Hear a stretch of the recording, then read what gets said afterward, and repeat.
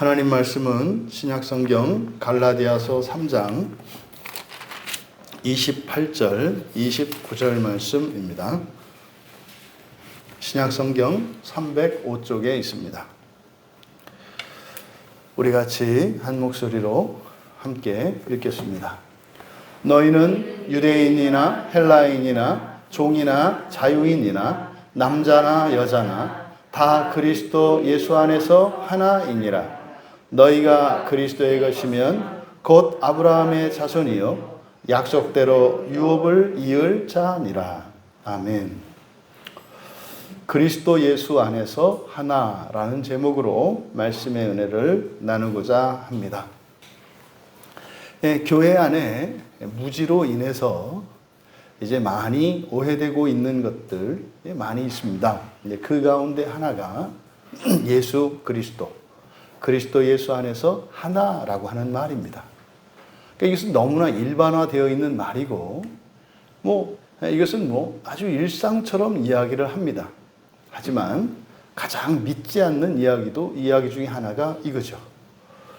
그리스도 예수 안에서 하나다라고 하는 말만큼 가장 신빙성 없고 가장 현실성 없는 이야기도 없습니다. 심지어 그리스도를 믿는 그리스도인 가정 안에서 심지어 이렇게 부부와 부모 자식 간에도 하나 되기는커녕 절대적으로 둘로 경험되어지는 것이 우리의 현실입니다. 그럼 둘 중에 하나예요. 우리의 믿음이 가짜이든지 하나님의 말씀이 틀렸든지. 그러니까 하나님의 말씀은 틀릴 수 없고 결국 우리는 우리의 믿음이 잘못된 것일 수밖에 없어요. 그러면 우리의 구원에 대한 확신도 사라지게 되는 것이고 우리의 신앙생활도 늘 위험한 가운데 있게 되는 거죠. 근데 이런 얘기들은 말도 안 되는 얘기입니다. 왜 이런 일이 일어나는가? 성경을 모르기 때문이에요. 성경을 모르기 때문이에요.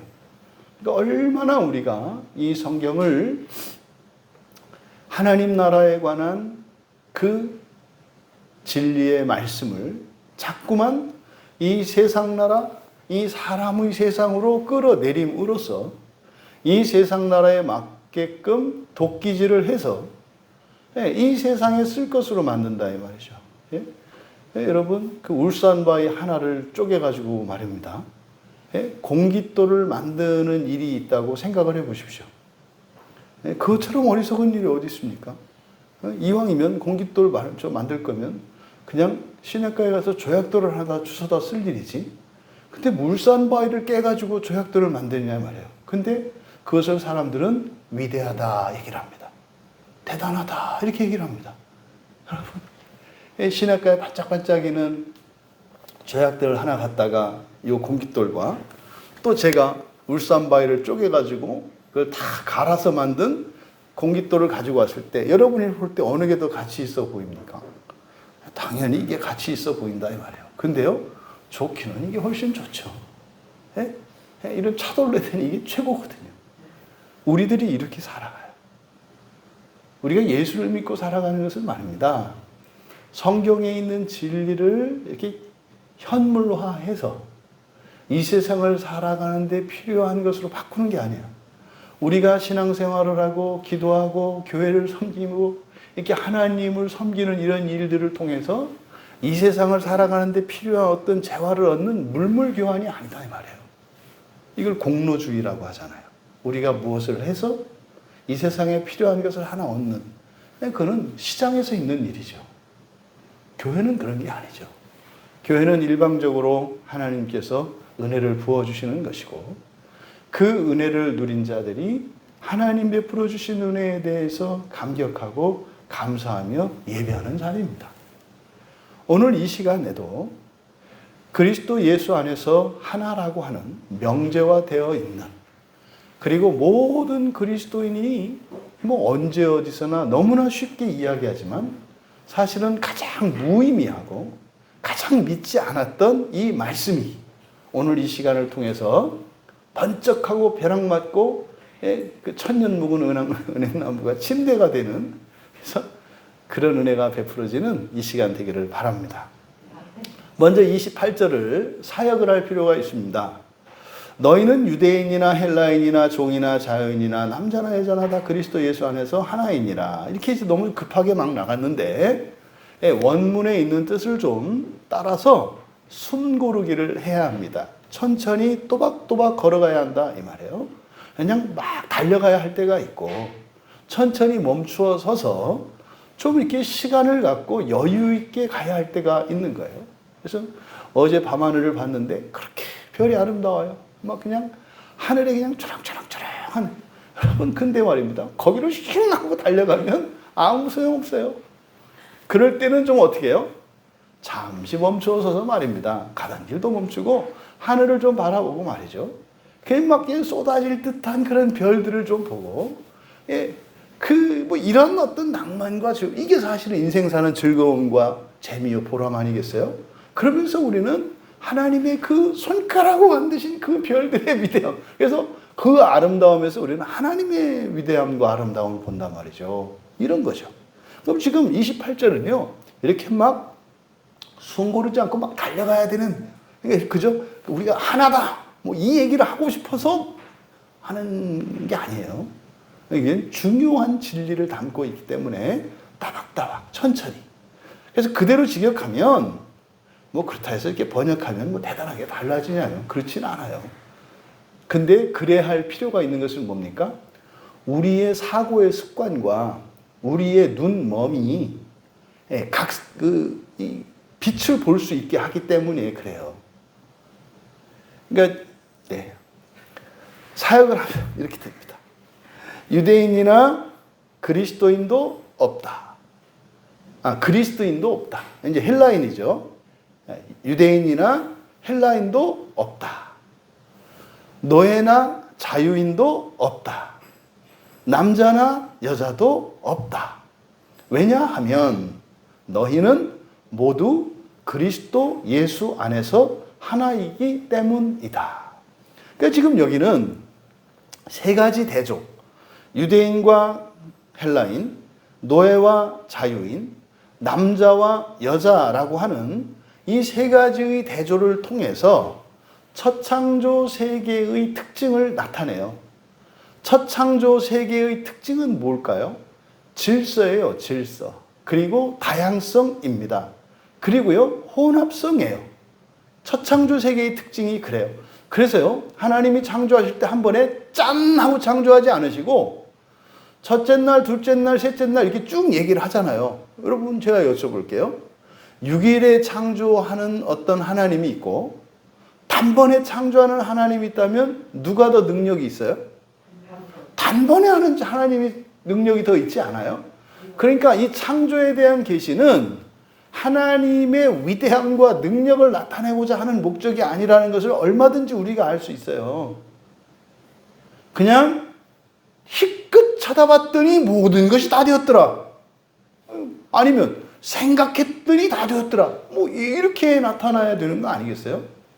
근데 뭐 첫째 날에 됐고 둘째 날에 또 보기 또 좋았다나 어쨌다나 또 뭐 이렇게 또 그걸 분석하잖아요. 그래서 첫째 날부터 셋째 날까지는 공간을 창조하셨고 넷째 날부터 여섯째까지는 그 공간에 채우는 뭐 이렇게 하셨는데 뭐 괜찮다 이 말이에요. 중요한 것은 첫 창조의 특징은 뭐다? 질서야, 질서. 그리고 이 질서는 다양성을 띠죠. 그리고요, 복합성을 띠어요. 그러니까 무엇 하나도 순수한 하나로만 되어 있는 존재는 없어요. 하나님을 제외하고는. 하나님의 속성 중에 하나가 뭐예요?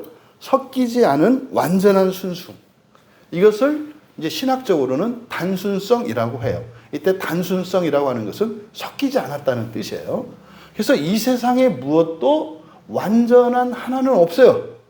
그래서 종종 말씀드렸잖아요. 이 세상의 문명 자체가 굉장히 위험하다. 왜요? 근사값 문명이기 때문에. 모든 게 근사값이에요. 모든 게. 그래서 이 세상에 그 어떤 것도 완전한 것이 없을 수 있는 이유는 일이 존재하지 않기 때문에 그래요. 완전한 일이 없어요. 이 세상은. 왜요? 첫 창조 세계의 특징 중에 하나가 뭐라고요? 복합성이라고요. 다 합쳐져서 구성되어 있기 때문에 모든 것이 완전한 하나일 수는 없어요. 그래서 모든 것 사이는 이질성과 이런 분량의 차이와 이런 긴장과 이런 게 항상 있는 거예요. 항상. 그래서 이 세상은 사실은 그래서 다 근사값이에요. 모든 과학도 수학도 다 근사값이에요. 근사값. 그래서 그 수를 완전한 수를 찾아내기 위해서 막 고민하고 기도하고 했던 게 이제 피타고라스 학파란 말이에요. 네? 그래가지고 이 숫자의 그 완전한 1을 찾는 거 이게 구도의 과정이거든요. 그러니까 숫자 완전한 1을 찾는다는 게 이 절대값 요걸 찾는다는 게 무슨 의미냐면 진리를 찾는 거예요. 진리를. 근데 이 세상은 없다. 이게 처창조 세계의 특징이에요. 그러면 여기에서 나타나는 이 대조, 유대인, 헬라인, 이거는 민족적이고 인종적이고 혈통적인 구분을 말하는 거죠. 여기서 그냥 유대인과 헬라인으로 이렇게 대표적으로 이렇게 여기서 얘기하는 것 뿐입니다. 또 종과 자유인이라는 것은 뭡니까? 신분적 서열이죠. 위계 질서죠. 그러니까 이게 없던 적은 한 번도 없어요. 이 세상 어디에 모든 사람이 신분적으로 동일한 적은 한 번도 없고 그건 불가능해요. 그것은 마치 뭡니까? 바퀴만 있는 자동차와 같고요. 돛대만 있는 배와 같아요. 예? 창문만 있는 집과 같아요. 그럴 수가 없는 거예요. 그럴 수가. 그래서 우리 몸에 있는 장기도 다 소중합니다만 뭐 지금 떼놔도 되는 게 있고 떼놓으면 절대적으로 안 된 게 있다 이 말이에요. 그래서요. 가치의 우선순위와 서열과 이런 게 있는 거예요. 이게 처창조 세계의 특징이라니까요. 그래서 이 종과 자유인 이것을 통해서 나타내는 것은 신분적인 서열과 이런 차별들을 말해요. 또 남자와 여자라고 하는 것은 이제 하나님의 창조 세계 가운데 가장 탁월한 피조물인 이제 사람의 성적 질서를 말하는 거잖아요. 사람은 남자이거나 여자이거나 둘 중에 하나예요. 그리고 남자는 남자고 여자는 여자예요. 그러니까 남자가 여자가 되기 위해서 애를 쓰고 소원을 품을 일도 없고 여자가 남자가 되고 싶어서 그렇게 기를 쓰고 애를 쓸 필요도 없어요. 그냥 여자로 태어났거든 여자 되기 위해서 살고 남자로 태어났거든 그냥 남자로 살면 되는 거예요. 뭐 이것이 이런 성적인 질서라고 할 수 있죠. 그런데 말입니다. 원래 이게 처창조 세계의 특징이에요. 그런데 28절을 오해하게 되면 어떻게 돼요? 이런 모든 질서와 서열과 이런 인종적인, 성적인, 사회적인, 민족적인 이런 모든 것들이 없어진 카오스의 상태처럼 오해할 수 있어요. 1980년대 초반인가 해서 강남에 있는 어떤 이단 사이비 집단이 있었어요. 그때 막 그 사회적으로 막 무리를 일으켰었는데 그게 뭐냐면 성적인 차별을 없애버리는 거예요. 그래서 이 완전히 자유연애 뭐 이런 것을 해서 그냥 같이 성적인 문란함과 이런 타락한 것을 구원받은 사람들만의 특징이고 특권인 것처럼 이야기를 해가지고 완전히 도덕적으로 성적으로 문란한 그런 종교 집단이 있었어요. 강남에. 그게 막 사회적으로 문제됐던 게 있거든요. 그런 게 이런 걸 가지고 잘못 보고 이렇게 얘기를 하는 거예요. 근데 놀라울 정도로 이단들 가운데 이런 생각을 가지고 있는 사람들이 적지 않아요. 적지 않아요. 근데 지금 여기서 말하는 것은 그런 거 아니에요. 이런 모든 질서나 이런 차별이나 이런 어떤 성적인 차이나 이런 것들이 없어졌다. 이런 거 아니에요. 어른이나 애나 남자나 여자나 요즘 말하는 성평등 이런 거 있잖아요. 그 자체가 말이 성립하지 않아요. 성경적으로는. 예? 그 얘기를요, 그 논리를 가지고 적용을 하면은요, 산 사람과 죽은 사람을 똑같이 대우하자라는 거거든요. 근데 왜 죽으면 지들은 태우고 난리야? 지들은 떡칠하면서 왜 죽은 사람은 태우냐니까요? 논리로 보면 이게 똑같은 논리라는 게 모든 게 똑같다는 거예요. 모든 게. 그렇지 않아요. 근데 지금 여기서 조심할 것은 그리스도 예수 안에서 하나다라고 하는 것이 이러한 경계선들, 이러한 질서와 차별과 이런 것들이 다 없어진 것을 의미하는 거 아니다 이 말이에요. 여기서 말하는 것은요, 하나님이 계획하신 구원에 대한 계획, 이거를 성경에서는 예정이라고 하잖아요. 예정. 그러니까 구원의 계획을 예정이라고 하는데, 그 구원의 계획 전체가 완성이 되면 이런 것을 초월한다는 이야기지, 이게 없어진다는 이야기가 아니에요. 그러니까 이 세상을, 첫 창조 세계를 살아가는 동안 이런 경계나 질서를 없애라는 의미가 아니다 이 말이에요. 이게 이제 심하면 어떻게 돼요? 이제 교회 안에서 목사나 성도나 같다, 장로나 새신자나 같다, 뭐 이런 식으로 가는 거예요. 왜? 아니, 그리스도 예수 안에서 하나라고 돼 있지 않습니까? 나 하나니까. 이게 지금 굉장히 잘못된 이해다 이 말이에요. 여기서 그리스도 안에서 하나다라고 하는 이것은 어떤 의미입니까? 구원이 완성되었을 때. 하지만 현재는 그렇지 않다고 하는 아직 미완성인 상태의 긴장이 있는 거예요. 그게 창세기 1장에 있는 창조 선언, 보시기에 심히 좋았더라고 하는 그 선언 속에 있는 긴장이라고 말씀을 드렸잖아요. 그러니까요, 우리가 이 세상을 살아가는 동안은 이런 질서와 차별과 다양성과 이런 복합성들이 있어야 되는 거예요. 그런데 그리스도 예수 안에서는 그것을 초월하는 무엇이 있는 공동체인 거죠. 그러니까 교회 안에 들어오면, 그리스도의 몸된 교회 안에 들어오게 되면 그게 다 없어지는 게 아니에요. 어른이나 애나 똑같고 뭐 이런 게 아니에요. 있는데 그것을 초월하는 거예요. 그것이 갑과 을의 관계, 지배하는 자와 피지배자의 관계가 아니라 권력과 힘과 지혜와 지식과 권능을 다 가지고 있는 사람이나 보호를 받고 도움을 받는 사람이나 동등한 인격체로서 마지막 날의 그 부활의 영광의 완성태로 서로를 대하는 거예요. 이게 지금 우리들이 보고 있는 이 말씀의 의미이다. 그럼 여기서 지금 다 그리스도 예수 안에서 하나다라고 하는 이 말은 사실상 뭡니까? 모두예요. 여기서 거기에 28절에 다라는 말에 동그라미를 좀 치세요. 다.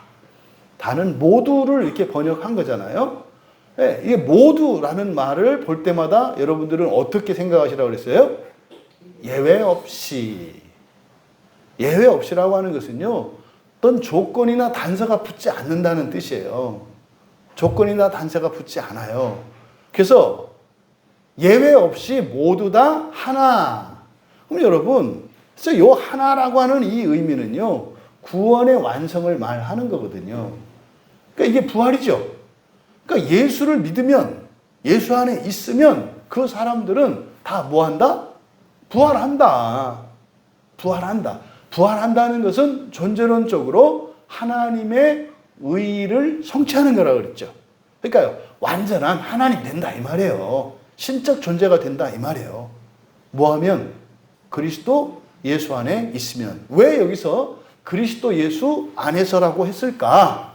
그건 바로 앞에 27절에 나오는 내용이잖아요.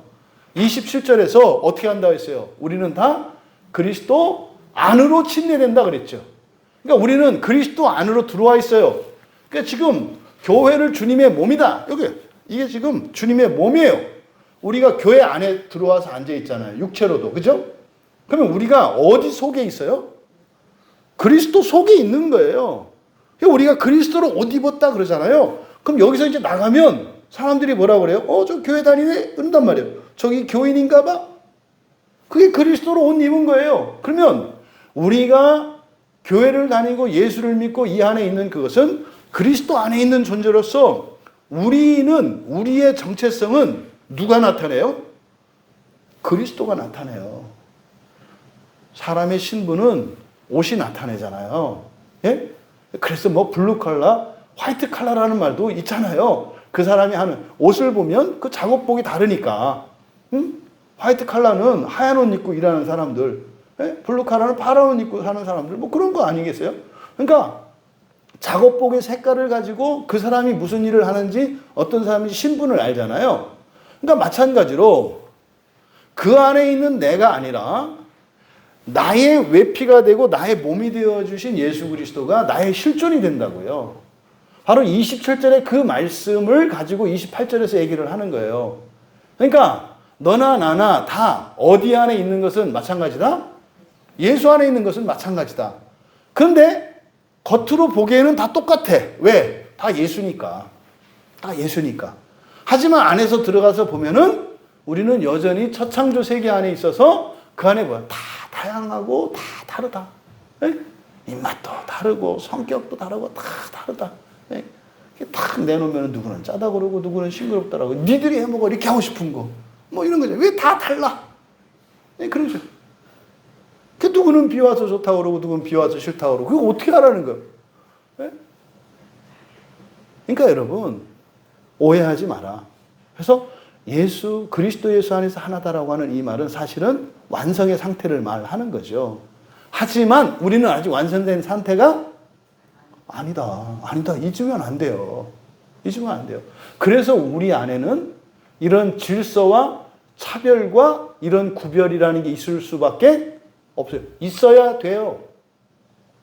세상은 이거 없애려고 하잖아요. 있어야 한다니까요, 이 세상에서는. 이 세상에서는. 그러니까 이거를 자꾸 사람들이 착각하고 있는 거죠. 그런데 이렇게 이 세상은 이렇게 민족적으로 또 인종적으로 또 신분적으로 성적으로 이런 차이점이 있는데, 그럼에도 불구하고 예수를 믿는 우리 그리스도인들은 하나입니다 라고 했을 때, 이것은 이제는 우리는 그런 거 차별이 없다, 다 똑같다, 평등이다, 이렇게 가면 안 된다는 거예요. 그거를 뛰어넘어야 한다는 뜻이에요. 교회 안에서는요, 남자가 더 남자다워야 하고요, 여자가 더 여자다워야 하는 거예요. 어른은 더 어른다워야 하고 아이는 아이다워야 하는 거예요. 한국 사람은 더 한국 사람다워야 되고 일본 사람은 더 일본 사람다워야 하는 거예요. 그럼에도 불구하고 이것이 서로 반목하고 갈등하고 충돌하는 것이 아니라 오히려 한국 사람보다도 한국 사람 그리스도인과 일본 사람 그리스도인 사이의 연합과 사랑과 화평이 더 깊은 거예요. 이걸 말하는 거예요. 하나라고 하는 것은. 그래서요, 신앙 밖에 있는, 예수 그리스도 밖에 있는 혈육의 가족보다 나와 혈육도 아니고 성도 다르고 한 번도 사실은 이 교회 오기 전에는 만난 적도 없는 그 사람이 더 일치를 이루는 거예요. 이 얘기를 하는 거예요. 그러면 가족을 버려라? 이 얘기 아니라니까요. 소중히 하라는 얘기라니까요. 하지만 그것을 초월하는 일이 일어난다는 거예요. 그 이유가 뭐예요? 모두가 그리스도 예수 안에서 하나이기 때문이다. 그러니까 지금 28절은 침례의 그 의미와 효과가 무엇인지를 가르쳐 주는 거예요. 근데 이걸 지금 가로막고 있는 것이 형식적으로 무엇 때문에?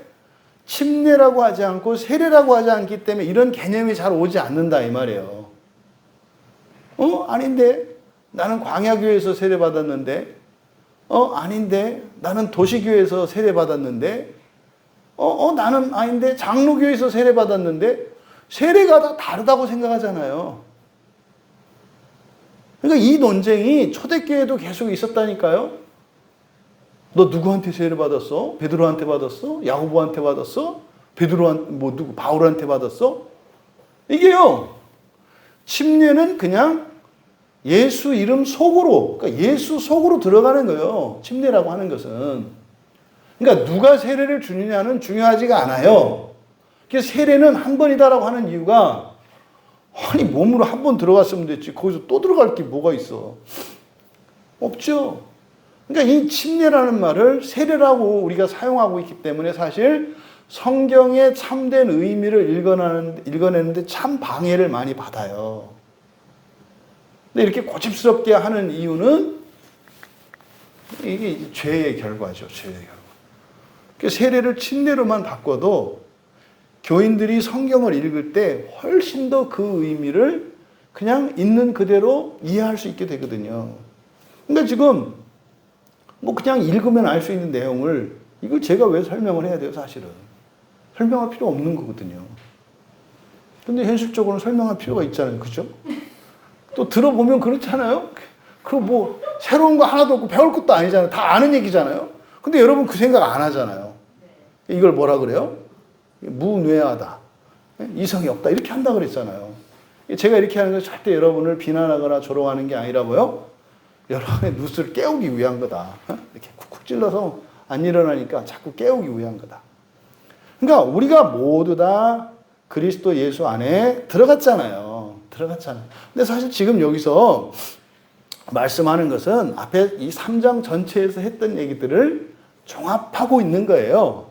앞에 7절에 보시면 7절에 그런즉 믿음으로 말미암은 자들은 아브라함의 자손인 줄 알지어다.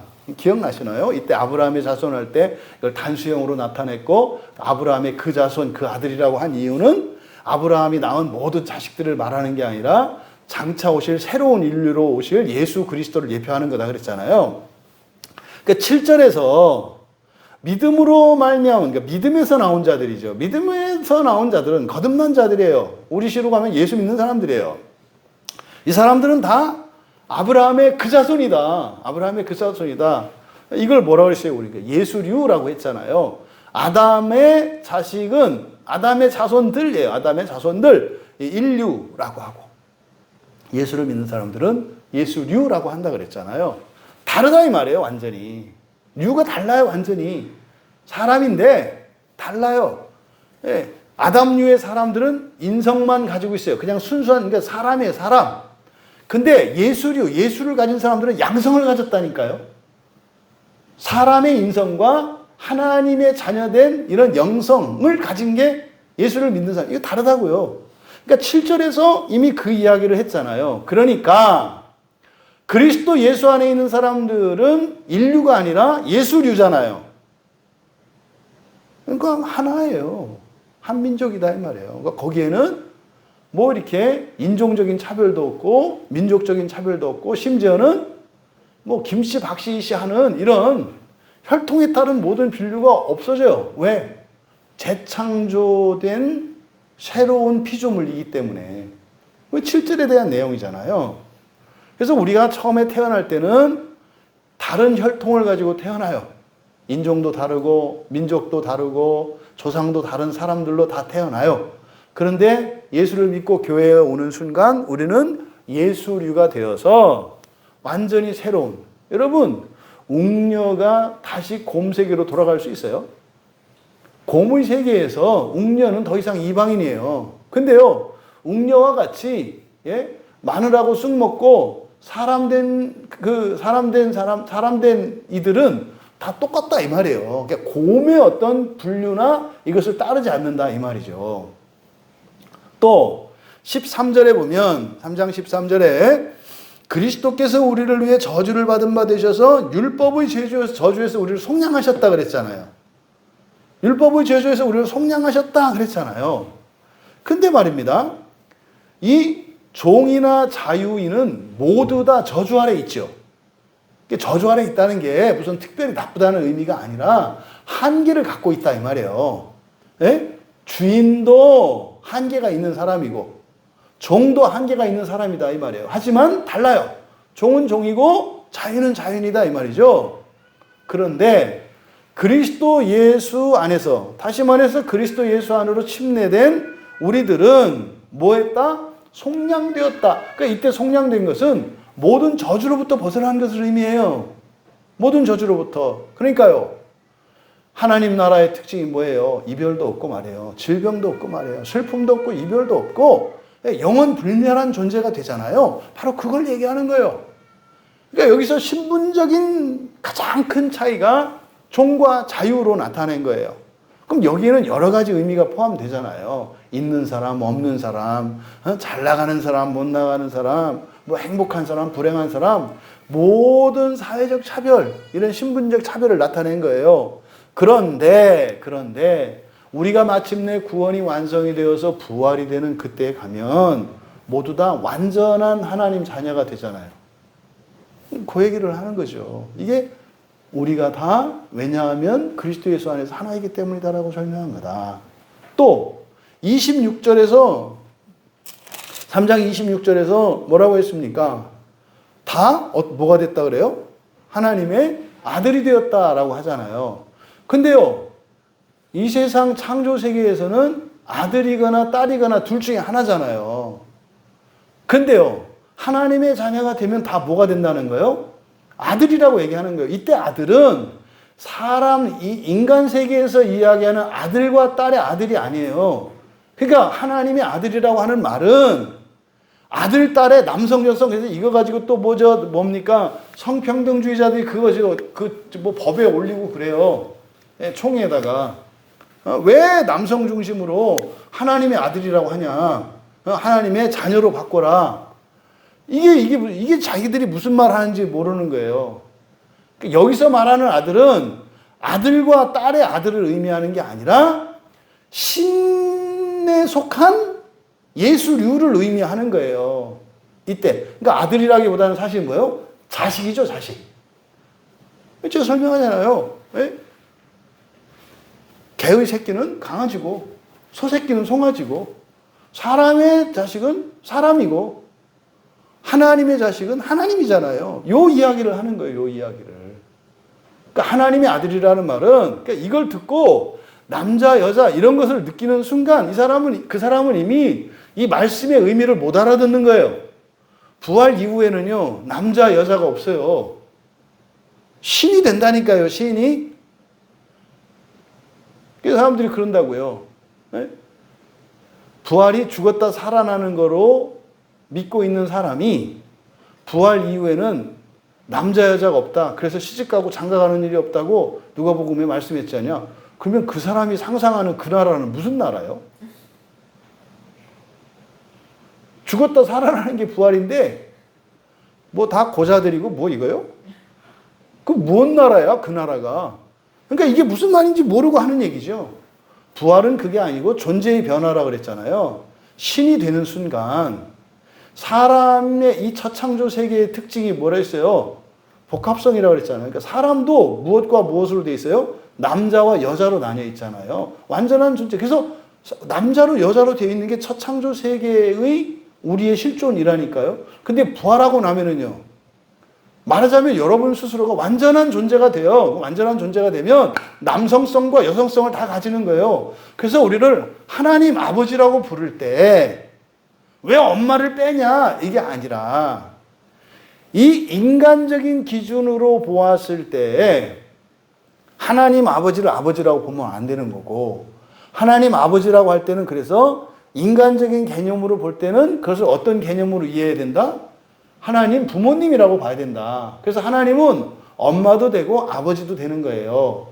하지만 하나님 아버지라고 나타내는 것은 삼위일체 하나님 가운데에서 성부 하나님과 성자 하나님을 설명하기 위해서 성부 하나님이다라고 하는 걸 얘기하는 거지, 우리의 아버지 되신다 이렇게 생각하면 안 된다 이 말이에요. 이게 헷갈리는 거예요. 그렇잖아요? 성부, 성자, 성령, 삼위일체 하나님 그랬잖아요. 하나님이 성부 하나님으로 존재하시고 성자 하나님으로 존재하시고 성령 하나님으로 존재하시는 게 아니에요. 그냥 한 분으로 존재하시는데 성부, 성자, 성령 한 분 하나님으로 존재하시는 거예요. 근데 성경 계시에 의하면 하나님을 그렇게 설명해. 이게 뭐예요? 첫 창조 세계를 사는 우리들은 복합성 속에 구분과 질서와 차별 속에서 그런 의식과 생각을 가질 수밖에 없는 우리에게 완전히 단일적인 그 재창조 세계를 설명을 해야 하기 때문에 부득이하게 그렇게 표현하는 것 뿐이에요. 이해되시죠? 그래서 여기서 하나님의 아들이다 성경에서 이야기했을 때 이 아들은 우리가 인간적으로 성적으로 구분하는 남성과 여성성의 남성성을 의미하는 아들이 아니다. 이거는 뭐예요? 그 존재를 말하는 거예요. 존재. 하나님됨을 말하는 거죠. 신적 존재됨을 나타내는 것이 하나님 자녀 되는 거다. 그래서 26절에 믿음으로 말미암은 너희들은 그리스도 예수 안에서 신이 되었다 이 말이에요. 신이 된다. 신이다. 그러니까 사람의 기준에 따라서 남자 여자 이렇게 되는 거 아니다. 그런데 지금은 남자고 여자다. 지금 그거 아닌 것처럼 하면 안 된다. 이단들 중에 신천지 계열 이단들 중에 이거 없애는 의식이 있어요. 남자 여자 경계 없애는 의식이 있고요. 남편 아내 없애는 경계 없애는 의식이 있어요. 뭔지 아시겠죠? 그래서 다 하나 이게 우리나라 운동권 애들이 가졌던 의식이에요. 옛날에 80년대 애들이 유물론 사관에 잡혀 있잖아요. 그래서 우리는요 동지거든요. 동지. 옛날 운동하던 애들은 동지예요. 동지. 동지는 뭐예요? 한 가지 이 플레네타리아 혁명을 위해서 이 가진 놈들을 없애버리고 우리 가난한 노동자들이 대동단결해서 우리가 이 세상에 완전한 평등을 이루기 위해서 뜻을 가진 사람들 이 동지들이거든요. 여기는요 그래서요 위도 없고 아래도 없고 남자도 없고 여자도 없고 그래서 한 짓이 뭐냐면 그 성적인 차별을 없는다고 그래서 이렇게 하는 이런 말도 안 되는 일들이 일어나는 거죠. 그거 아니라니까요. 그거 아니에요. 아니 교회에서 얼마나 성적 순결과 혼인에 대한 순결 이 가정을 얼마나 강조해요. 이게 지금 이 창조 세계와 재창조 세계에 대해서 동시에 말하고 있는 이 구원에 대한 진술을 세계관의 이해가 없기 때문에 이렇게 이제 오해하는 거다. 예수님께서도 마태복음 19장 4절에서 혼인과 혼인에 대해서 이야기할 때 그랬었잖아요. 하나님이 원래 지으실 때 남자와 여자로 지으셨다. 이 세상을 살아가는 동안은요, 둘 중에 하나로 사는 거예요. 남자로 살든지 여자로 살든지. 근데 예수를 믿는 순간 남자 된 나도 여성성을 가지게 되는 거예요. 그때부터. 남자니까 남자답게만 사는 게 아니에요. 동시에 여자답게도 되어가는 거예요. 또 여자로 살아가는 여성들도 그냥 나는 여성으로만 살아가는 게 아니라 동시에 나는 뭐요? 남성성도 가지기 위해서 살아가는 거예요. 그래서 교회 안에서는 말입니다. 아주 여성스러운데 때에 따라서는 완전한 남성 같은. 아주 남성다운데 때로는 여성 같은. 그래서 남성과 여성이 가지고 있는 이 모든 것의 아름다움과 장점을 다 가지기 위해서 살아가는 거예요. 이해되시죠? 그래서 유교나 또 이렇게 세상에서 이야기하는 가부장적 질서와 성경에서 이렇게 남성과 여성에 대해서 하는 이거는 달라요, 개념이. 세상에서는 남자는 영원히 남자고요. 그냥 남자다우면 돼요. 여자는 여자다우면 되고 여자는 영원히 여자인 거예요. 성경에서 말하는 가부장적 진술들은 그게 아니라니까요. 그래서요, 여성이 남자와 같이 민족의 지도자도 되고 가정에 이거 되는 거예요. 때에 따라서는. 하지만 질서는 있다. 이해되시죠? 이것을 우리가 착각하면 안 된다. 그래서 첫 창조 세계에서 사람은 뭐일 수밖에 없어요? 반쪽일 수밖에 없어요. 첫 창조 세계에서 사람의 존재 자체가 반쪽이에요. 어떻게? 남자이거나 여자다 이 말이에요. 근데 우리가 부활하게 되면 비로소 인간으로서 하나님이 계획하셨던 그 사람으로서 완성되는 게 부활이거든요. 그때는 남자이거나 여자인 것이 아니라 동시에 뭐예요? 한 몸이 되는 거예요. 남자이면서 여자가 되고 사람이면서 하나님이 지금 우리는 반반이잖아요. 근데 그때는 완전한 일체를 이룬다 이 말이에요. 이것이 지금 28절에서 말씀하는 거다. 그러니까요. 남자이기 때문에 신앙생활하는 데 유리하고 왜? 성경이 남성 우월주의적이어서 여성이기 때문에 뭐 이렇게 신앙생활하는 데 불리하고 그렇지 않아요. 왜요? 우리가 갖추어야 될 덕목은요, 남성의 덕목과 여성의 덕목을 다 갖추어야 돼요. 여자로 태어난 사람은 일단 여성의 덕목을 먼저 갖추는 거고요. 남자로 태어난 사람은 일단 남자의 덕목을 먼저 갖추는 거죠. 하지만 우리는 사람의 모든 덕목, 다시 말해서 여성성과 남성성이 가진 모든 덕목을 다 갖춰야 되는 거예요. 그래서 예수를 믿으면요, 목석과 같고 무뚝뚝했던 이런 사람이 아주 가녀린 감성을 가진 여인처럼 되는 일이 일어나요. 또 그냥 소심하고 불안해하고 그냥 뭐 이렇게 풀잎보다도 연약해 보였던 여인들이 어떻게 돼요? 건장한 남자들과 맞서 싸울 수 있는 용사가 되기도 하는 거예요. 이게 그리스도인의 정체성이죠. 그래서요, 기독교인은요, 항상 국가와 민족과 인류와 시대가 위험을 만났을 때 그리스도의 군사로 깃발을 들고 일어나요. 근데 거기는요, 남녀노소 구분이 없어요. 이게 그리스도인이라니까요. 그러니까 얼마나 우리들이 잘못된 신앙관을 가지고 있는가를 알 수 있는데, 그 원인 중에 하나가 될 수 있는 구절이 바로 28절의 말씀이에요. 이걸 착각하면 안 된다 이 말이죠.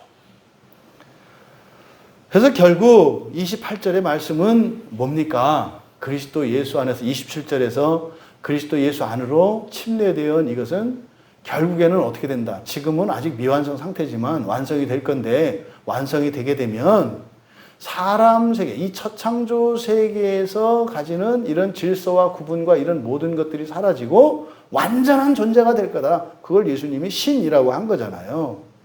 그 이야기를 하신 거다. 이해되시죠? 이어서 29절에 너희가 그리스도의 것이면 곧 아브라함의 자손이요 약속대로 유업을 이을 자니라.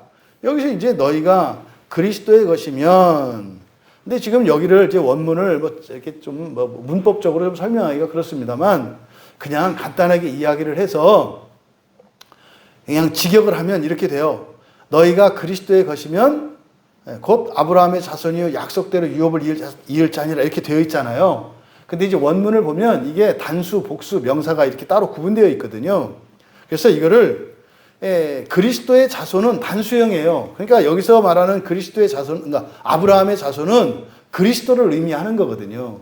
근데 지금 우리말 성경은 너희가 곧 아브라함의 자손으로 이렇게 번역이 됐잖아요. 잘못됐다. 왜냐하면 이게 동격 관계인데, 아브라함의 자손, 여기서 아브라함의 자손은 예수를 의미한다 그랬잖아요. 단수형이거든요. 그러니까 이걸 그대로 원래대로 직역을 하면 너희가 아브라함의 그 자손, 아브라함의 그 자손 그리스도에 속하면 이렇게 해야 되는 거죠. 왜? 여기서 단수는 그리스도하고 아브라함의 그 자손, 이게 단수고요. 또 유업을 이을 자, 유업을 이을 자, 또 너희, 이건 복수거든요. 그러니까 너희는 누구예요? 유업을 이을 자들이에요. 너희는 유업을 이을 자들이다. 이렇게 되는 거죠. 유업을 이을 자들이다. 그런데 어떻게 그 유업을 잇느냐? 그리스도의 것이면. 근데 그리스도가 누구냐? 아브라함의 자손. 아브라함의 자손은요, 이거는 예수류를 말한다고 그랬죠. 이게 침례로 나타낸 거예요. 예수 안으로 침례되면 내가 아니라 내가 옷 입은 예수가 나의 정체성이 되는데, 이것을 예수류라고 한다. 이거는 전부 단수다 이 말이에요. 모두 다 예수다. 새로운 인류, 신인류다. 이렇게 얘기를 하는 거예요. 직역하면 너희가 아브라함의 그 자손 그리스도에 속하면, 이게 뭐를 의미하는 거예요? 침례를 의미한다고요. 침례받은 걸 의미한다고요. 예수 그리스도 안으로 침례받은 사람이라면 너희들 모두, 복수죠, 약속에 따른 상속자들이다. 그러면 여기서 유업, 상속, 이것은 구약 성경에서는 가나안 땅으로 나타나요. 그렇죠? 그러면 그리스도인들에게 있어서 우리의 유업은 뭐예요? 그러니까 구약의 성도들에게 가나안 땅은 우리들에게 뭐라고요? 하나님의 나라라고요. 이 땅에 있는 나라가 아니라, 그러니까 무천년주의적인 종말관을 가지고 있는 사람들의 그 유업은 어디예요? 이 세상이에요. 이 세상. 그러니까 가나안 땅보다 좀 넓혀진 세상, 이 정도로 한다 이 말이에요. 그러면 그 사람들의 구원관이 어디에 한정돼요? 지구에 한정되고 현세에 한정되잖아요. 그러면 다시 아브라함 재판이에요. 2탄이다 이 말이에요. 2탄. 그러면 신약성경이 구약성경 2편이 돼요. 새로운 게 아니라. 응? 그러니까 신약성경에서 말하는 이 유업, 약속이라고 하는 것은 뭘 얘기한다? 하나님의 나라를 이야기한다. 하나님의 나라를 이야기한다. 제가 지금 막 참고 있거든요. 근데 앞으로는 계속 참으려고 해요. 제가 어제 그저께 이렇게 무슨 일이 있었는데 제가 되게 회개하게 됐어요. 뭘 회개하게 됐냐면 저 자신도 되게 교회를 가르고 있었구나. 굉장히 가르고 있었구나. 그런 의도는 전혀 없었는데 설교를 하면서 이제 성경을 드러내려고 안타까움으로 하는 말이었는데 저 자신부터 굉장히 가르고 있었구나. 이걸 깨닫게 됐어요. 어떤 일을 겪으면서. 사람에게서, 사람의 속에서 나오는 건 다 악해요. 다 악해요. 어떤 말이라도 다 악해요. 선한 의도를 갖고 이렇게 했을 때 악해요. 말은. 그래서 말은 다 독성이 있어요. 아무리 좋은 의도로, 아무리 좋은 단어를 선택해서, 아무리 좋은 목적을 위해서 말을 해도요, 다 독성이 있어요. 사람의 말은. 왜? 우리가 악하기 때문에. 제가 진심으로 그동안 설교하면서 막 개혁주의, 잘못된 개혁주의 비난하고 성경 잘못 설교하고 이런 거에 대해서 제가 막 흥분하고 막 이렇게 저주하고 그랬던 거를 제가 깊이 회개하게 됐어요. 그렇게 해서 되는 것도 아니고 그렇게 함으로써 오히려 또 다른 양상으로 교회를 분리하는 일이었다는 것을 깨닫게 됐어요. 근데 이제 그런 마음이 있어서 이제 뭐 참으려고 계속 하겠지만 또 나오기도 할 거예요. 그러면 저거 아직 회개 덜 됐구나 이렇게 하시면 되고 여러분들은 그 도끼를 싹 빼시면 돼요. 말로 하는 것이 아니라 우리의 삶으로 살아가면 되거든요. 그러니까 어쨌든 성경에 나오는 모든 유업은 이 세상 나라가 아니라 어디다? 하나님의 나라다. 그리고 그리스도 안으로 침례된 모든 사람들의 모양이 다르고 색깔이 다르고 완성도도 다르고 다 달라요. 그러니까 뭐 우리 교회가 뭐 조금 더 성경을 좀 드러내려고 노력하는 그거 하나만으로 성경을 드러내려고 노력하지 않는 그들보다 더 나은 거 하나도 없고요. 그렇게 더 좋아질 것도 없어요. 중요한 것은 그냥 우리가 그 유익을 누리면 돼요. 그 유익을 누리면 돼요. 그래서 이렇게 보고 아, 저게 맞구나. 스스로 성경 속으로 이렇게 다 뭐 우리가 사실은 말하고자 하는 게 성경 아닙니까? 우리가 아무리 주장을 해봐야 반감만 사고 오히려 역기능을 하더라고요. 역기능을. 제가 살면서 가장 무례한 대접을 받아봤어요. 가장 무례한 대답을. 아주 몰상식하고 무례한 대답. 이해가 할 수 없을 정도로. 그리고 뭐 타당치도 않아. 그러니까 기분은 안 나빴어요, 전혀. 상황에도 맞지 않고, 이거 뭐 잡혀있구나. 뭐 이걸 알 수 있었으니까. 근데 이제 그 일을 겪으면서 제가 이제 깨달은 거예요. 아. 어쨌든 누군가에게는 내가 가르는 사람으로 보였구나. 나의 의도와는 상관이 없이. 그러니까 나의 언행에 문제가 있었구나. 그건 제가 바랐던 거 아니거든요. 그래서 그걸 회개하게 됐죠. 뭐 그렇다고 해서 제가 뭐 틀린 거를 틀렸다고 말하지 않느냐? 말해요. 하지만 중요한 것은 나의 말의 실수나 나의 연약함으로 인해서 그런 일이 있었다는 것에 대해서 깨닫고 말하는데도 조심을 해야 되겠다. 이런 생각을 가지게 됐다는 거죠. 어쨌든 여기서 말하고자 하는 취지는 여러분 성경에서 나오는 모든 약속들은 하나님의 나라에 대한 약속이에요. 지금 뭐 요즘은 제가 우리 신대원의 상황을 모릅니다만 뭐 얘기를 들어보니까 지금 우리 신대원에서도 뭐 제가 직접 확인한 건 아니에요. 뭐 그 사람의 말을 따르면 뭐 요즘 신대원에서도 뭐 전부 무천년주의로 가르친다고 하더라고요. 그래서 뭐 역사적 저천년주의는 뭐 옛날 사람이 공부한 신학, 아니 성경에 옛날이 어디 있고 오늘이 어디 있어요? 성경은 한 번도 변한 적이 없어요. 성경은 그대로예요. 그대로. 그래서 우리 장로교에서 가장 중요시 여기는 신앙 고백이 웨스트민스터 신앙 고백이거든요. 저희들이 이렇게 서약을 해요. 목사 안수 받을 때. 또 실제로 여러분들이 이제 직분을 받고 이렇게 할 때 서약을 하거든요. 웨스트민스터 신앙 고백에 대해서 그걸 절대로 받아들인다고 하거든요. 그러면 이런저런 이제 교리들이 쭉 해가지고 33장으로 쭉 돼 있거든요. 근데 거기서 가장 중요한 핵심이 있어요. 모든 것의 최종적인 권위는 성경에 있다예요. 근데 지금 자칭 개혁주의자라고 하면서 만약에 누군가가 성경의 권위에 도전하거나 성경의 권위를 받아들이지 않는 사람은 그 사람은 진정한 의미의 개혁주의자가 아닌 거예요. 그러니까 지금 우리가 주장하는 게 우리 광야교회가 이렇게 추구하는 신앙을 성경 중심이고 사실은 이 성경 중심이라고 하는 이것이 개혁주의라는 그 사상 조류의 핵심이에요, 핵심. 거기에 부수적으로 이렇게 실론과 본론을 이렇게 조직신학적으로 이렇게 이제 구분을 하고 있습니다만 핵심은 성경이에요, 핵심은 성경. 근데 제가 이제 마음 아파하고 하는 이유가 뭐예요? 성경을 최종적 권위로 믿지 않는다 이 말이에요. 성경을. 그러니까 어떻게 돼요? 자꾸 싸움을 해요. 왜요? 답이 없는 상태에서. 그러니까 기껏해야 이제 사람들이 세상에서 인정하는 어떤 권위 뭐겠어요?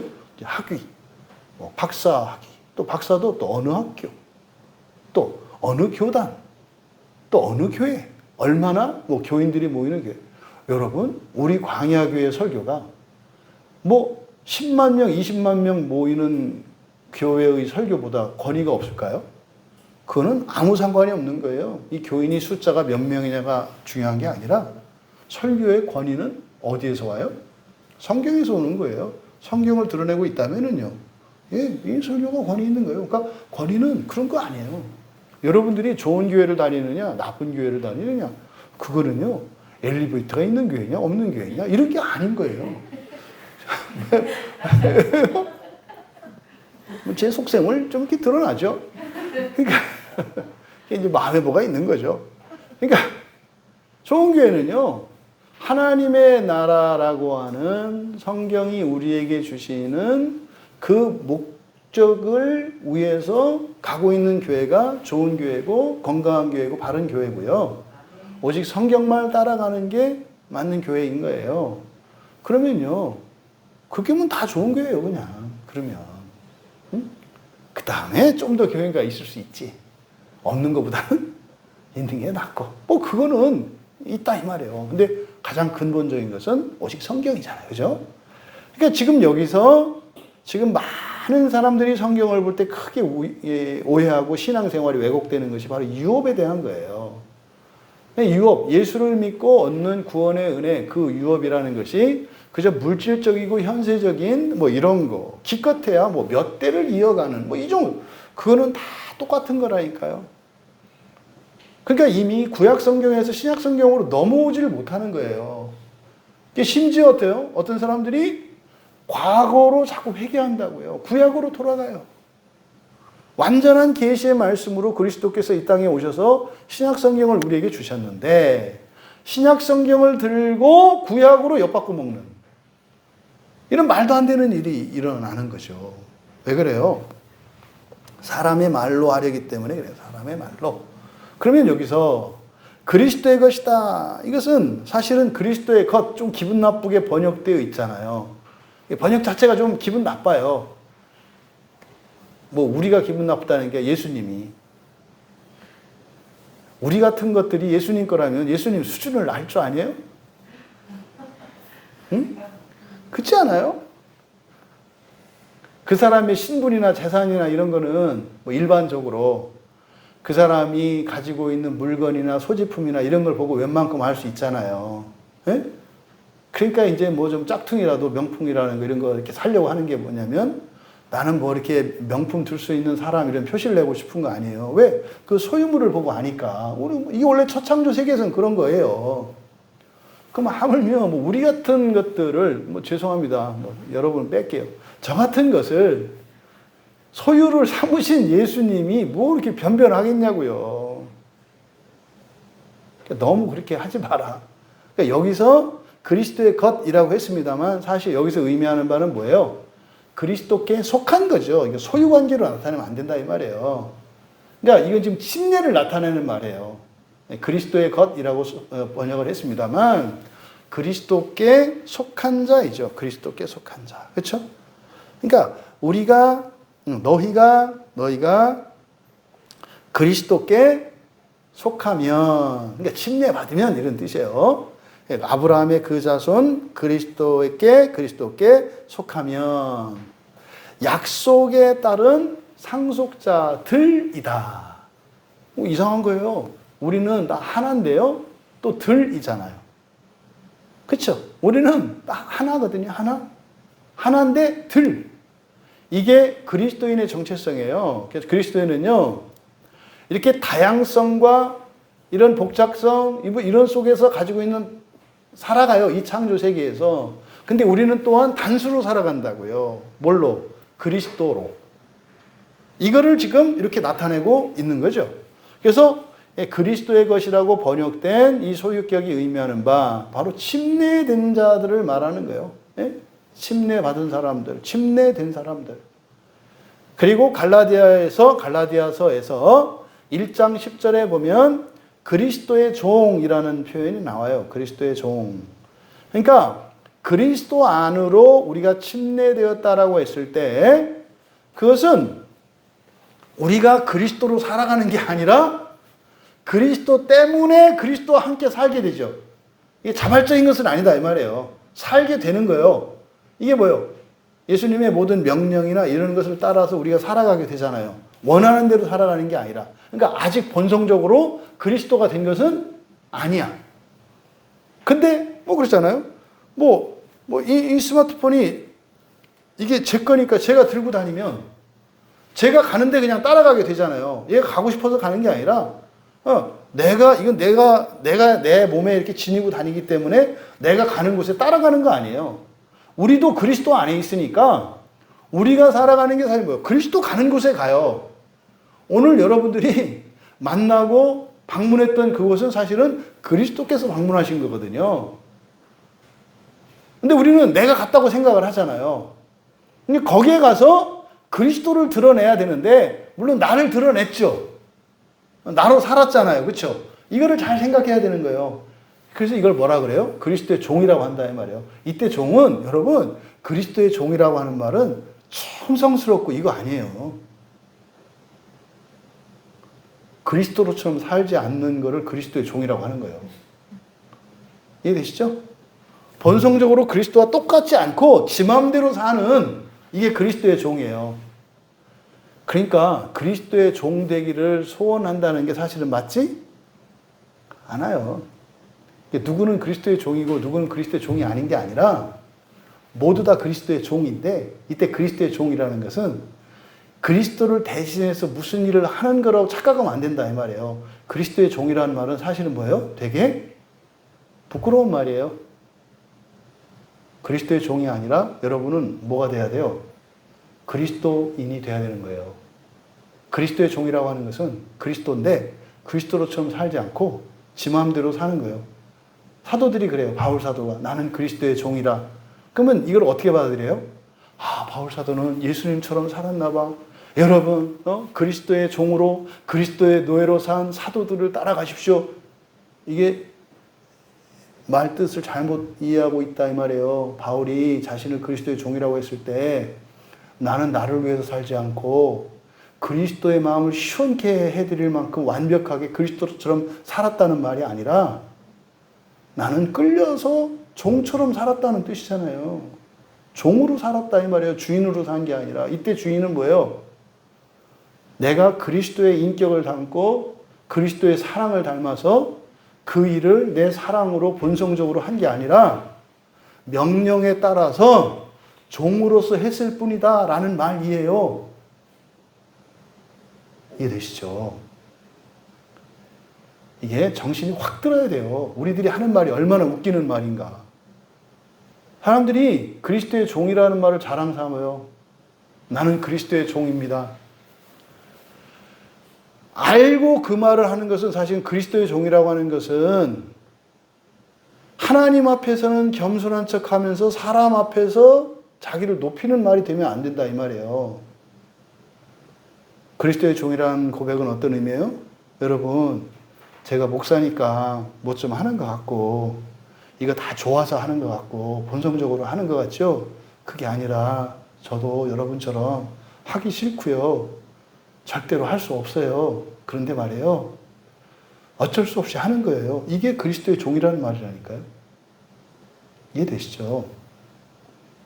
이거 오해하면 안 돼요. 근데 이거를 이렇게 인본적으로 딱 바꾸니까, 이렇게 제가 아는 어떤 목사님이 그 자랑하시거든요. 죄송하지만. 그리스도의 노예된 자. 그게 무슨 말이에요? 나는 내가 좋아서, 내가 기뻐서, 내가 옳다고 생각해서 이렇게 하는 게 아니라 나는 이게 옳다고 생각 안 하고 나는 이게 기쁘지 않고 이건 내가 원하지 않는 일인데 그냥 하는 것뿐이다. 이게 그리스도의 종이라는 말의 의미예요. 근데 그 목사님은 그런 의미로 사용을 해요. 왜요? 본인이 그렇게 얘기를 하시거든요. 근데 듣는 사람들은 그렇게 안 들어요. 그러니까 이런 말 하나가 조금만 생각해 보면 종이라고 가진 의미. 그러니까 뭐요? 목사들을 주님의 종이라고 말하잖아요. 그러니까 여러분들이 저를 주님의 종이라고 부르면 돼요, 안 돼요? 그거는 제가 저한테만 쓰는 말이지, 여러분들이 목회자를 주님의 종이라고 하면 욕하는 거예요. 나도 알아요, 내가 종인 거. 마지못해서 하는 거. 근데 그거 대놓고 하면 안 되지. 자기는 종 아닌가? 그러니까 그 말은 다른 사람에게 쓰는 말이 아니라 누구에게만 쓰는 말이다? 자기 자신에게만. 근데 이때 쓸 때 그 마음은 비참한 자기 실존이 있는 거예요. 그리고 거기에는 소망이 있는 거예요. 주님, 저는 종으로 이렇게 사는 게 아니라 자발적으로 기뻐하며 주님처럼 살고 싶어요 라고 하는 이 소원이 있는 거예요. 그래서 절대로 다른 사람에게는 주님의 종이니 하나님의 종이니 이런 말을 하면 안 된다. 근데 거기다 님자가 붙이면 이제 가관이 되는 거죠. 그러니까 뭐요? 하나님 뜻대로 안 하고 억지로 사는 사람이 훌륭한 사람이에요? 거기다가 님자를 붙이면 그렇게 되는 거 아니에요. 그러니까 교회 안에서 주님의 종님 이렇게 하면은 거기서 지금 추구하는 바가 뭐예요? 원하지 않더라도, 기뻐하지 않더라도 그냥 무조건 하나님 뜻대로 하는 게 잘하는 거다라는 말이 되잖아요. 이게 율법주의잖아요. 본성적인 변화가 아니라 이거는 억지로 눌러서 하는. 그러니까 이러한 사소한 말 한마디에도 그 의미를 곰곰이 이렇게 되새겨 보면, 야, 참 우리들 신앙생활이 너무 대충대충 건성건성하고 아무 생각 없이 가고 있고 굉장히 위험한 생각들이 많구나라는 것을 우리가 깨달을 수 있다. 우리가 그리스도 안에 침례되었다라고 했을 때 그리스도께는 큰 통증이 있는 거예요. 아파요. 그러니까 사실 우리 같은, 저 같은 게 빨리 죽는 게 예수님한테는 더 나을 것 같지만 죽으면 예수님도 더 괴로워요. 네? 지옥에서 더 아플 거거든요. 살아서 속썩이는 게 낫지 죽어서 지옥 가면 훨씬 더 아프실 거거든요. 그러니까 예수님도 제가 120살까지 살기를 바라시죠. 그래서 완전히 남은 고난 없이 첫째 부활이 될 때 이 세상을 떠나기를 바라시죠. 우리 모두 그렇게 되기를 바랍니다. 그래서 정말 우리가 이 세상을 떠날 때 이제는 그리스도의 종이 아닙니다라고 고백할 수 있는 우리들이 되기를 바랍니다. 어떻게? 제가 그리스도인입니다. 그리스도인입니다. 이렇게 고백할 수 있게 되기를 바라요.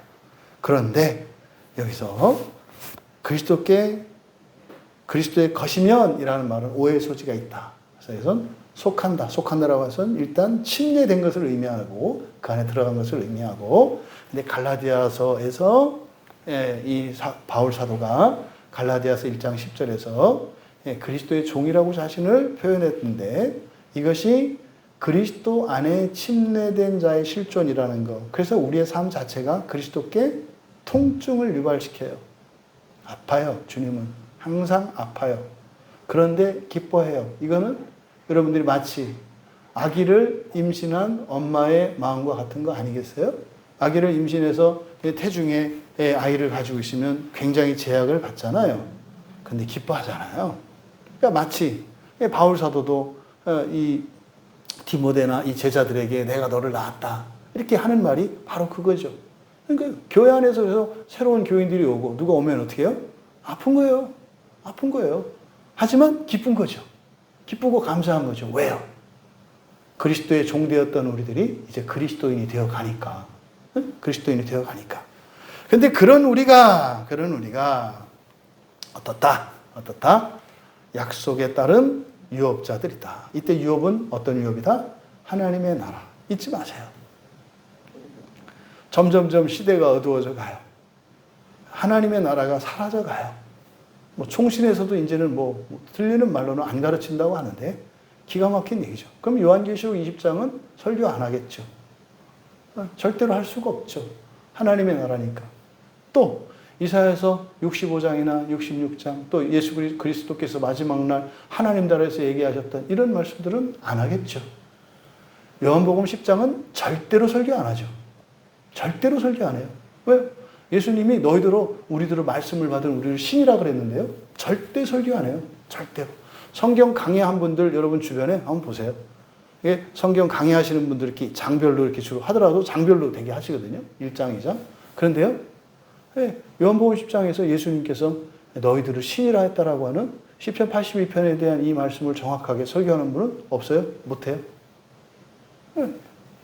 여러분, 하나님의 나라가 여러분들의 유업인 것을 잊지 마시기 바랍니다. 그거 몰라서 고생했던 게 욥이잖아요.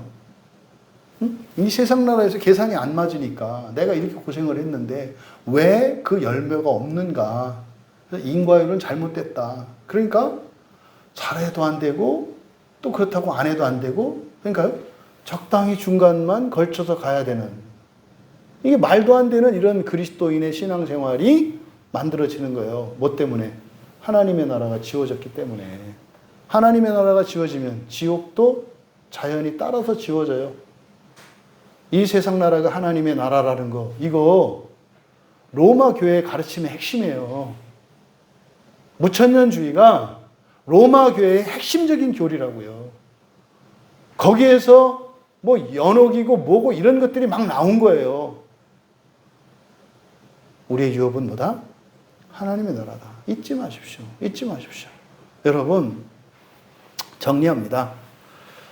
지금 바울 사도께서 여기에서 말씀하신 내용, 첫 번째, 인종이나 민족이나 신분, 재산, 이런 성적 질서나 차이, 이런 거 없애라는 가르침이 아니에요. 오히려 그것을 더 회복하고 온전케 해야 돼요. 하나님의 나라의 목적이 뭡니까? 첫 창조 세계를 완성시키는 거예요. 모든 질서를 바로잡는 거고요. 구분 짓는 거라고요. 그러면 우리들의 삶도 어떻게 해야 돼요? 그런 질서를 회복하는 삶이어야 해요. 그러니까 그리스도 예수 안에서 하나다라고 하는 것은 모든 차별과 질서를 없애는 것이 아니라 오히려 더 정교하게 드러내야 하는 것이다 라는 가르침입니다. 또 두 번째로 우리가 완전한 그 하나가 되는 부활이잖아요. 그 하나 되는 부활의 소망을 목표로 살아갈 수 있도록, 목표를 이루면서 살아갈 수 있도록 우리가 그리스도로 옷 입었다는 사실을 기억해라. 우리가 세례받은 그것은 바로 완전한 하나 되어지는 그 목표를 위해서 우리에게 주신 능력이고 우리에게 주신 약속이라는 것을 기억해라. 그래서 우리 소망은요, 이 세상을 초월하여 하나님의 나라에 이르는 거지, 그저 이 세상에서 무엇을 이루는 게 아니라 우리는 하나님의 나라의 목표를 위해서 가는 거고 그것을 위해서 사실은 예수를 믿는 거예요. 그런데 여기서 주의해야 할 것은 그리스도로 옷 입었다라고 하는 것은요, 하나님 나라를 추구하면서 살아가는 힘이라고 그랬잖아요. 그렇죠? 그럼 그리스도를 옷 입고 살아가는 것은요, 이 세상에 살아가는 사람들의 모양을 보면 성공과 영광과 명예를 위해서 살아가는 것과 같은 모양을 취해요. 무슨 말이냐면 똑같이 열심히 산다 이 말이에요. 예수 믿고 사는 사람은 덜 열심히 살아도 되고 이렇게 아니라니까요. 똑같이 열심히 살아가는 모양을 취해요. 그런데 뭐가 달라요? 그 목적과 방법이 다르고 그 원동력이 다르죠. 그 힘은 뭐예요?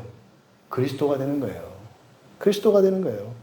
그래서 첫 창조 세계에서 재창조 세계의 완성을 위해서 살아가는 삶은 첫 창조 세계에서 열심히 살아가는 사람과 유사한 모양을 갖게 되는데 그 목적과 방법과 그 과정이 다르고 가장 중요한 것은 능력의 원천이 다르다는 거예요. 이걸 기억해야 돼요. 그래서 예수를 제대로 믿으면은요, 더 자기 인생을 사랑하게 되고, 더 자기 가족을 사랑하게 되고, 자기 자신을 사랑하게 되고, 심지어 자신이 넘지 못했던 원수되었던 자까지도 사랑할 수 있게 되는 세상적으로도 더 훌륭한 사람이 되어가는 같은 일이 일어나요. 그런데 근본적으로 다른 것은 목표가 다르고 그 원동력이 다르고 그 과정과 방법이 다르다는 것. 그러면요, 우리가 그리스도를 옷 입고 살아가는 일은 오직 예수 그리스도로만 가능한 거예요. 인간의 제도나 사상이나 방법 이런 것들로 되는 거 아니에요. 이건 오직 예수 그리스도만 우리의 유일한 능력이에요. 그럼 예수 그리스도가 유일한 능력이라는 게 뭡니까? 결국 성경이에요. 성경이에요. 그 이외에 다른 것은 다 걸림돌 돼요. 여러분, 평화 사상 때문에 전쟁이 일어난다는 거 아시죠? 평화주의자 때문에 평화가 깨져요. 평화를 외치면서 데모하거든요. 그럼 우리 신앙 안에서요, 개혁주의라고 하는 이것 때문에 잘못하면 개혁의 가장 큰 방해물이 돼요. 그러니까 온갖 주의와 사상, 사람의 입에서 나오는 이론과 이런 것들은요, 항상 독성을 갖고 있기 때문에 그런 유익을 기대할 수도 있습니다만 항상 반대급부가 있어요. 성경 이외에 다른 것은 얻는 것이 있으면 반드시 잃어버리는 게 있어요. 이 세상의 모든 것은. 그래서 주의 주장을 가지고 이런 제도나 법이나 이런 것을 가지고 어떤 결과를 얻어내려고 할 때 설사 그 목적이 달성이 된다 하더라도 반드시 그것으로 인한 부작용으로 또 다른 문제가 생겨요. 법으로 세상을 고치려고 하면 그 문제는 조금 개선하는 것 같지만 더 큰 문제가 생겨요. 이게 카드 돌려막기와 같은 게 세상의 이치예요. 카드만 그런 게 아니라 원래 세상의 이치가 그래요. 그래서 우리들은 오직 예수 그리스도, 오직 성경만으로 성경에서 우리에게 주신 그 완전한 부활의 영광의 소망을 위하여 살아가야 한다는 것을 기억하시고 또 이 말씀에 담겨있는 이런 오류의 가능성들 또 우리들이 잘못 알고 있었던 오해들 마치 교회 안에서 우리는 하나 그래서 속으로는 미워하면서 겉으로 친한 척 같고 웃고 뒤에서 씹는 그러면서 그것 때문에 괴로워하는 이런 말도 안 되는 이런 일들이 최소한 우리 교회 안에서는 종식되기를 바라고 오히려 그런 것들을 드러내놓고 내가 미워하는 것을 고백하고 용서를 구하고 나를 위해서 기도해 주도록 도움을 청하며 그렇게 성화의 진전을 이뤄가는 정말 그리스도 예수 안에서 하나된 교회의 영광을 경험하는 우리 모두 되시기를 주님의 이름으로 축원합니다. 우리 말씀을 생각하며 우리 같이 기도합니다. 혹시 여러분들 예수 안에서 하나라고 하는 이 말에 대한 오해가 나에게는 없었는지 그리고 그 말은 이미 믿음이 아니라 오히려 율법의 무게처럼 한숨을 쉬게 하는 말은 아니었는지 아니면 아무런 의미도 없고 쓸데없는 형식적인 언어로 받아들이지는 않았었는지 이 시간 그랬다면 회개하세요. 반성하라는 거 아니에요. 그렇죠? 아 진짜 진리구나. 진리를 회복할 수 있게 되기 바라고 그랬을 때 참으로 하나님의 말씀이 나의 마음속에서 그리고 나의 인생 가운데서 생명의 열매 맺게 하옵소서. 우리 같이 기도합니다.